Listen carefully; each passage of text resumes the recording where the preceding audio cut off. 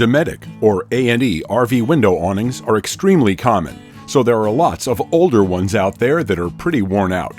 It's easy to replace the fabric when you know the right steps, so today we'll show you how to go from this to this.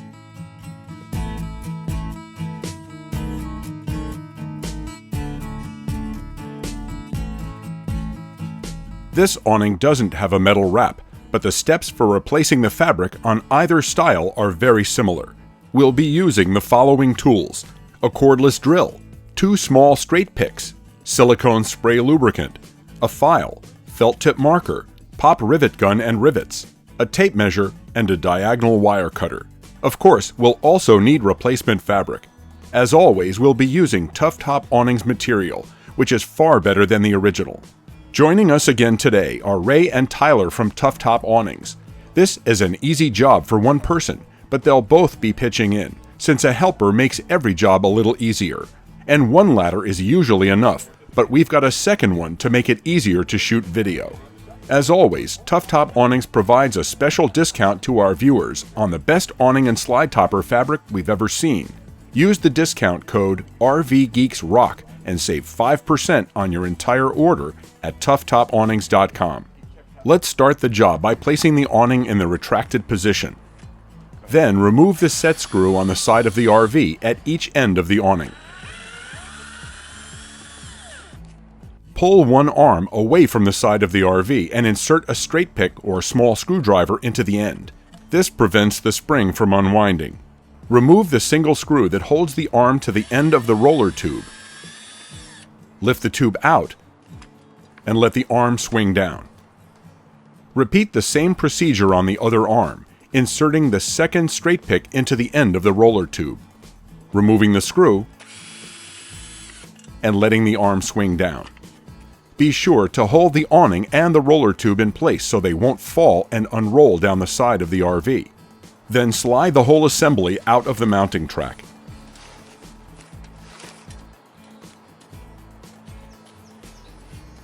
Unroll the old fabric from the tube. Keep a firm grip on the fitting at the end of the tube since it's attached to the spring, which is still under tension. Slide the pick out and unwind the spring, counting the exact number of rotations, and also note the direction that the spring unwinds. The pressure is surprisingly light, and anyone with even moderate hand strength should have no trouble controlling it.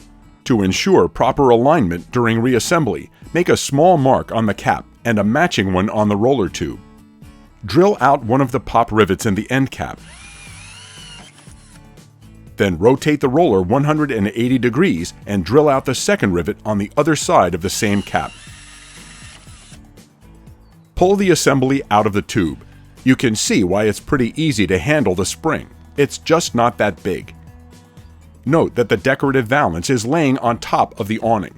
Now you can pull the old fabric out the end of the tube. Then insert the new fabric into the same track. You can see that we have the valance on top, just like the old one.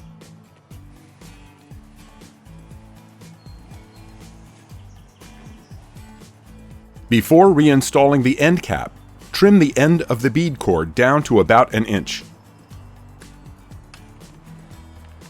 Now might also be a good time for a new pull-down strap. They're available from Tough Top Awnings and slide right into place. Insert the end cap and spring back into the tube. And be sure to line up the 2 marks you made earlier. The holes in the cap and roller are lined up. So we can insert a pop rivet and squeeze until it pops.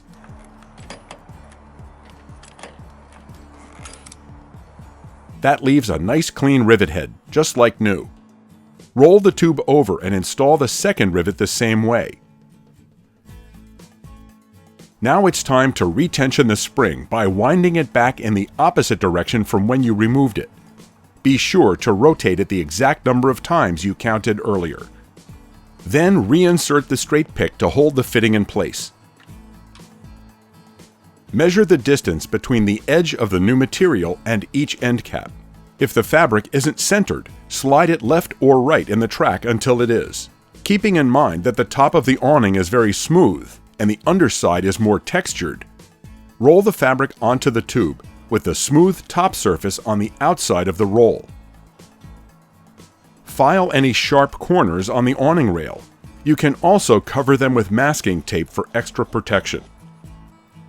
Spray the track with silicone lubricant and slide the bead in from one end.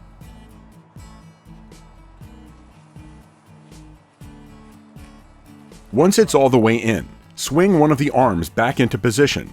Insert the fitting at the end of the roller into the end of the arm and reinstall the screw.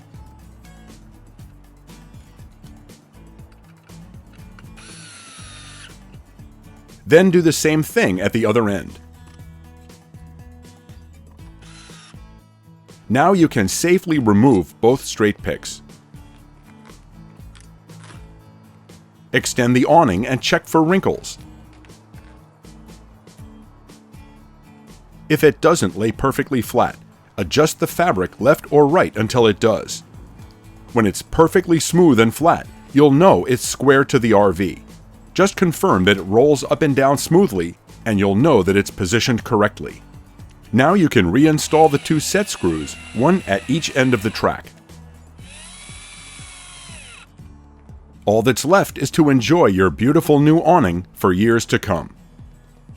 If you liked this video, please give it a thumbs up, and if you haven't already subscribed, don't forget to hit that button, and be sure to turn on channel notifications so you won't miss a video.